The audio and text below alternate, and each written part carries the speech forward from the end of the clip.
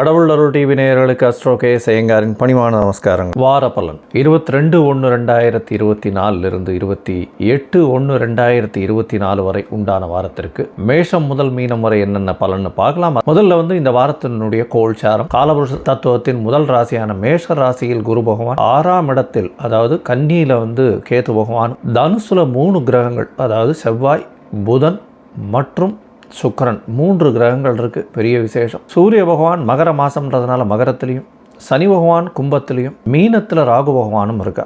இந்த வாரம் பார்த்தாலேனால், அதாவது 22ஆம் தேதியிலிருந்து 28ஆம் தேதி வரலும் சந்திர பகவான் அதிவேகமாக செல்லக்கூடிய கிரகம் அப்படின்னு சொல்கிறவர் ரிஷப ராசி, அதாவது மிருகசீரிஷ நட்சத்திரத்திலிருந்து அவர் பூர நட்சத்திரம் வரலும் போகிறார், அதாவது சிம்ம ராசி வரலும் போகிறார். இது இந்த வாரத்தினுடைய கோல்சாரம். இந்த வாரத்தில் பார்த்தோம்னா கிரக மாளிகா யோகம்னு சொல்லக்கூடியது இருக்குது. என்ன அப்படின்னா 5 கட்டத்தில் கிரகங்கள் எல்லாமே இருக்குது பாருங்க. அதாவது கேத்துவை தவிர மிச்சம் எல்லாமே 4-5 கட்டத்தில் கண்டினியூஸாக இருக்குது. நடுவில் இந்த கேப்பும் இல்லாமல் தனுசுலேருந்து பார்த்தீங்கன்னா தனுசு, மகரம், கும்பம், மீனம், மேஷம், அந்த 5 கட்டங்களும் ஃபுல்லாக இருக்குது. இது கிரக மாளிகா யோகம்னு சொல்லக்கூடியது. இந்த மாதிரி யோகங்கள் இருக்கக்கூடி பிறந்தவர்களுக்கு இயற்கையிலேயே அதீதமான செல்வங்கள் இருக்கும், பெரும் வளமை இருக்கக்கூடும். அதை தவிர ஒரு பெரிய ஏற்றமான இடத்துல அவர்கள் தொழில் செய்வார்கள், தொழிலிலும் மிகப்பெரிய வெற்றி அடைவார்கள்.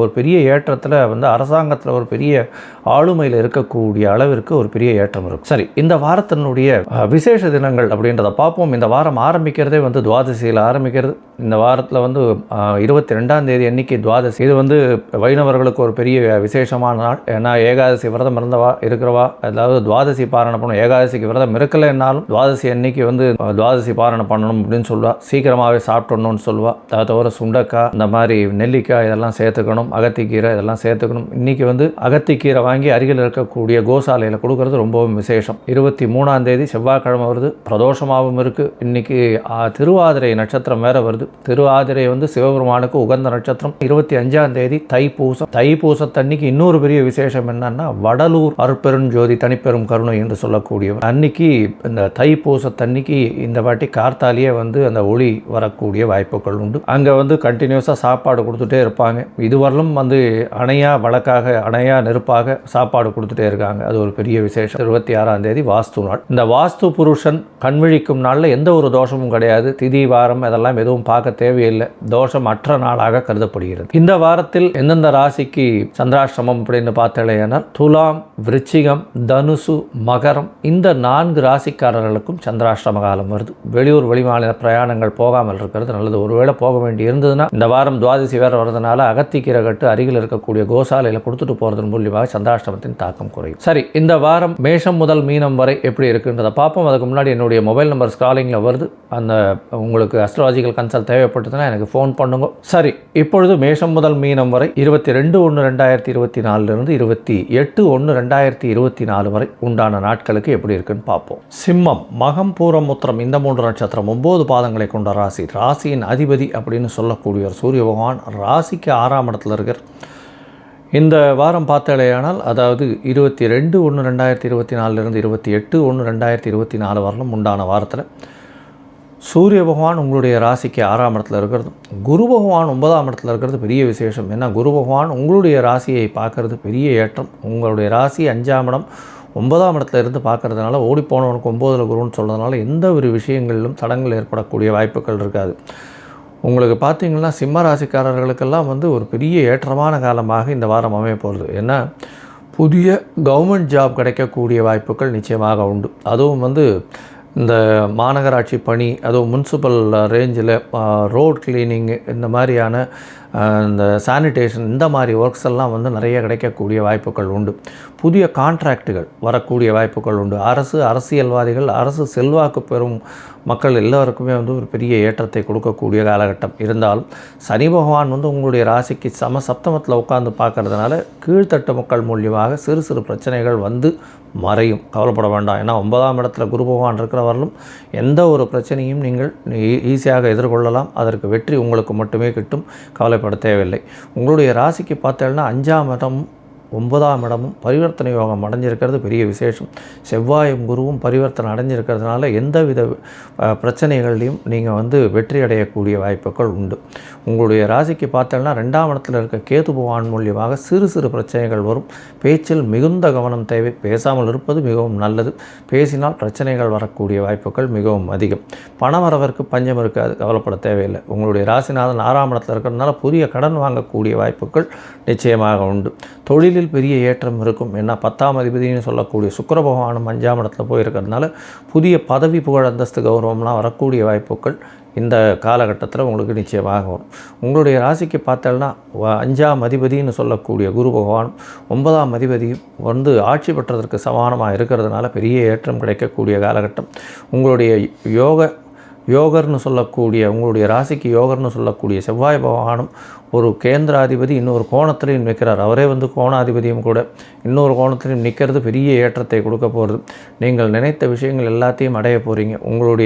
அதாவது வெளிநாட்டுக்கு படிக்கிறதுக்கு போகணுன்னு பார்த்துட்டு இருக்க வாழ்க்கை இப்போ கண்டிப்பாக நினச்ச யூனிவர்சிட்டியே கிடைக்கக்கூடிய காலகட்டமாக இருக்குது.